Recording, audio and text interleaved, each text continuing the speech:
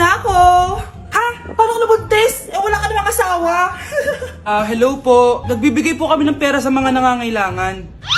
Hello po, Mayor! Ako po, kailangan po namin ng pera! Ay, Mayor! Buntis ako, oh! Mas kailangan ko yan!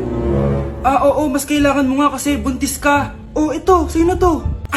Thank you! Tsaka pala, magbibigay kami ng bahay at lupa sa mga may kailangan. Kami po, Mayor! Kailangan po namin ng bahay! Wala na po kami pagrenta! Hindi! Buntis ako, oh! Kawawa naman yung bata kung wala siyang bahay, di ba? Oo nga, mas kailangan niyo yung bahay. Oh, ito, sa inyo yung bahay. Thank you! Sandali lang. Bakit? Sinungaling to babaeng to eh. Hindi naman totoong buntis yan. Totoo nga. Manganganak nata ako. Manganganak na daw. Manganganak? Tignan ko na lang kung anak yung lumabas dyan. Ang baho, ano yun? Di ba? Sinungaling kong babaeng to. Nagdadalang tae lang pala. Sa akin niyo na lang po ibigay yung pera tsaka yung bahay. Bakit anak? Kasi nay, buntis ako. Okay, class. The nomination for Muse is now open. Ma'am, I nominate myself. Subukan niyo mag-nominate ng iba. Pa-main character talaga siya, oh. Ma'am, I nominate Scarlett. Hala, maglalaban sila. Ang dalawang magkaribal. Ay, nako. For sure, mananalo ako. Let's fight fair and square. Okay, we have 2 candidates. Unang tanong, anong meron sa inyo na wala sa kalaban nyo? Ang bagay na meron ako at wala siya ay yung mga mansyon namin. Mamahalin namin na sasakyan, mga luxury bags, for sure wala siya nun. Ang bagay na meron ako at wala siya ay ang mga taong nagmamahal at sumusuporta sa akin. My family, my friends. Walang kwenta ang yaman kung walang nagmamahal sa'yo. Oh, burn! For my final question, bakit ikaw ang deserving maging muse? Obvious naman, di ba? Maganda ako, sexy ako. Ano pa bang hahanapin niyo sa akin? I believe that being a muse is being a good role model. I am confidently beautiful to show the classroom, the school rather, that I have what it takes to be a good role model. And I thank you. We love you, Scarlett! Itaas ang kamay kung boto kay Cheska. Okay? Itaas ang kamay kung boto kay Scarlett. Okay, Cheska! Panalo ako! Pwede ka nang bumalik sa upuan mo! Meron na tayong bagong muse! Si Scarlett! Deserve! Hello? May ipapatumba ako sa'yo.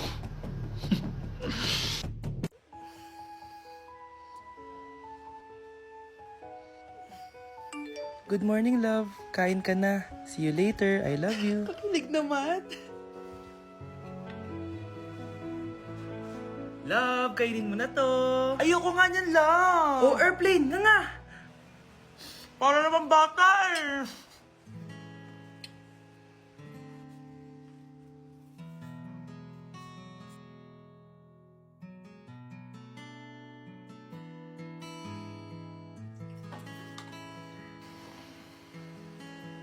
Horror papanoorin natin, love, ah. Ayoko na, nakakatakot, love. Ayun na, ayun na.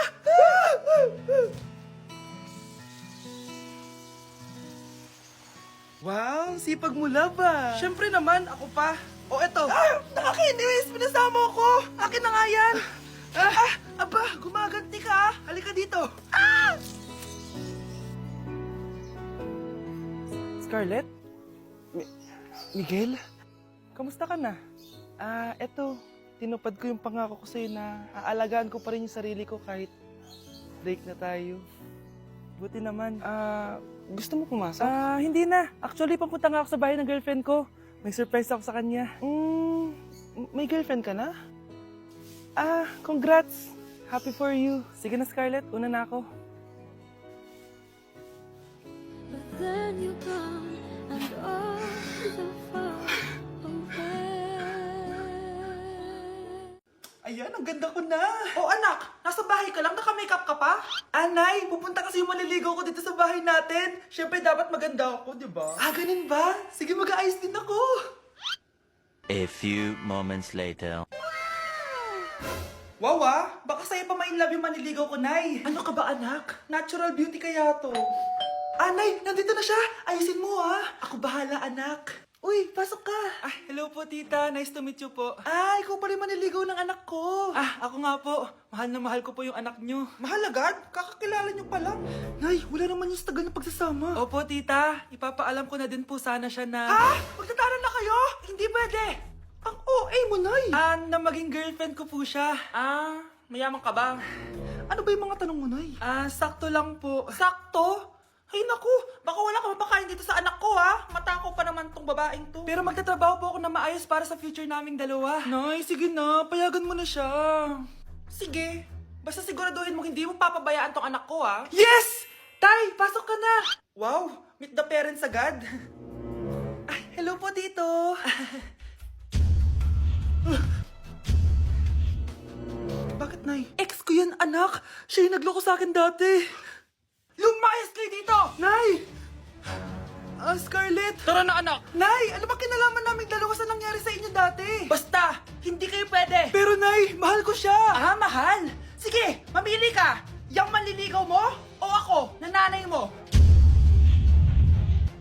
Hi guys! Samahan niyo ako maglaba. Pero, mag-isa lang ako. Samahan mo ako, Bunch. Natatakot ako. Ayaw ako samahan ni Anya Bunch. Guys, tignan naman no. Sobrang tahimik dito. Ito na yung mga lalabhan guys. And syempre naglalaba tayo dito. Di naman tayo mayaman para araw-araw magpalit at bumili. Guys, nasa 8th floor na ako. Grabe nakakatakot oh. Parang may umubo. Guys, hindi na joke to, promise. Sobrang tahimik dito. Tapos hindi ko alam kung may mga tao dito. Kaya ko to. Hindi totoo ang mga multo. Pasok na tayo, sobrang dilim. Oh my gosh, guys. Hello. Ayan, kinilabutan ako.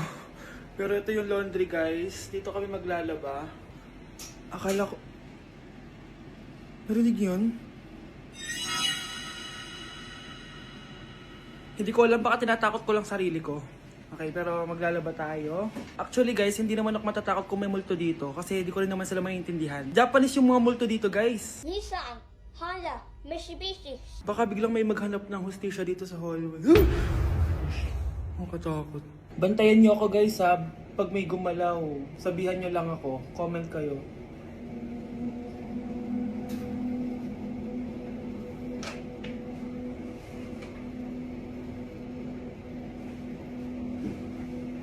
Babalik na ako sa hotel guys, hindi ko na kaya. Babalikan ko na lang yun mamaya. Guys, kinikilabutan pa rin ako.